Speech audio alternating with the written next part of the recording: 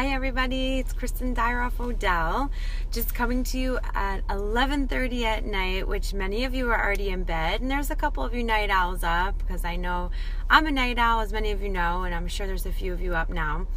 But a lot of us type A's can't sleep, and we have a million things to do before we go to sleep.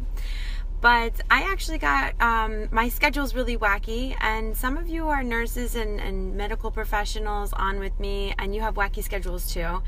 And I was on call for the hospital tonight and actually got called in, and so it's partly why I can't really have a nighttime routine, because I was just getting ready to get into bed nice and early and try to get that 7 to 9 hours of sleep I'm supposed to get every night, which I hardly ever get. I've been trying to focus on that the last week, and I was just getting into bed and I got called in, and you know, it's my job, I do it, I love it, and it doesn't make me upset. It just makes it hard for me to have like a routine and some type of a sleep routine, because I could have just fallen asleep and got woken up at any time, and that's just how it is. So I thought it would be interesting to go live. I'm stopped, obviously. I'm in my car, but I'm not driving right now. I'm going to be home soon. But I thought I'd go live and just share a few ways about how I stay awake when I really want to sleep and I need to sleep, but I can't sleep because I'm working or I'm working on something that I need to finish. And in my case, mostly it's I'm working. Typically, you know, driving in late at night, sometimes I get called in at 2 or 3 in the morning. I have to watch out for deer, because the deer are crazy around that time. Usually there's no traffic. That's the good thing about getting called in at 3 in the morning. But it's hard driving in when it's really, really dark and you got woken up from bed and you're really, really sleepy. So for those of you who live a lifestyle similar to mine, who might get pulled out of your bed late at night or just would like to stay awake, many of you might use energy drinks, and you know, those really aren't the best thing to use. I'm not going to say don't use them, because sometimes they do help when you need them, and they're not as bad as some people like to make them out to be. I personally don't use them because I don't like the way any of them taste, but they really are loaded with a lot of excess sugar. Many of them have sodium in them, and for people like me, we like to eat clean, and clean eaters like to not have companies add things to our food. So I don't want somebody adding sodium or sugar to a food. I'd rather make it fresh and add the sugar and the salt to it myself, so I know exactly what's in it. But things like energy drinks do have a lot of hidden things in them. Besides sugar and salt, there's a lot of preservatives. Some of them have dyes, chemicals, and things like that in them. For those reasons, I really wouldn't drink them. But you know, some of them have been linked in the past to cardiac issues.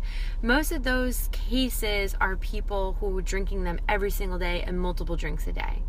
But most medical journals and things like that say that if you have one a day here or there, probably less, you know, than 3 or 4 a week, you're probably fine. You won't be having any, you know, medical problems.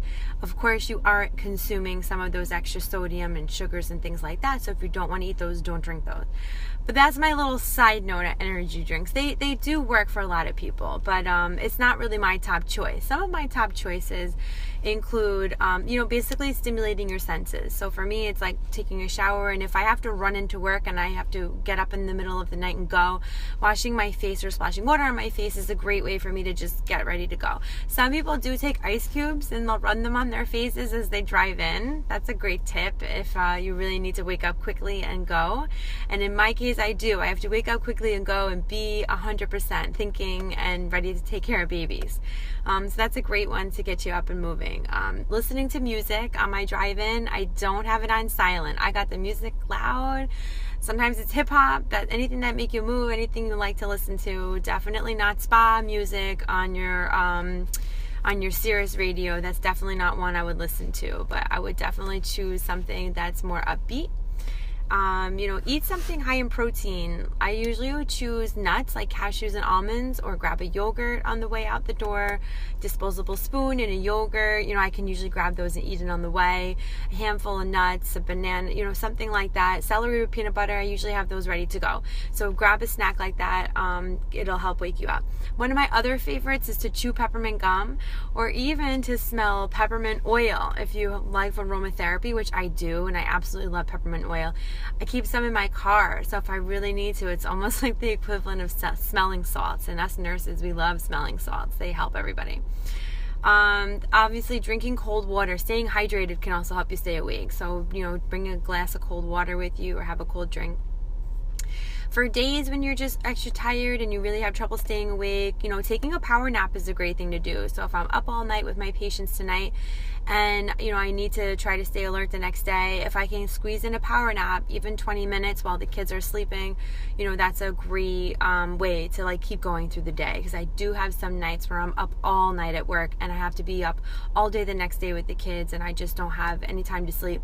If I can coordinate their nap time and take a little power nap, that's a great way to do it. I don't always do that though because it's hard for me to coordinate their naps together, but it's definitely a goal. Something else I can work on is trying to get some more naps in. And, of course, caffeine. Like I said, we already talked about the power drinks. I'm more of a tea drinker myself. I honestly don't think caffeine has a huge effect on me. I can drink a cup of tea and go right to sleep. So I'm not sure. For some people, they're much more affected by caffeine. And for some reason, my body doesn't seem affected by it. So I have to use other ways. But I thought that this would be a fun time at 11:30 at night. Maybe people are trying to wind down and go to sleep for the night, just to do a little series on sleep and how not to sleep or how to stay awake when you need to, if you feel like it. So thank you for all of you who tuned in live. I see so many names and I love it. It's so great to see you all, and I hope, thanks for the thumbs up. I hope some of you are getting some little added benefits from my little blog post. So make sure you click on the blog post. I'll share it below, and there will be a little bit more writing about this topic. So have a great night, everybody. Take care. Go to sleep.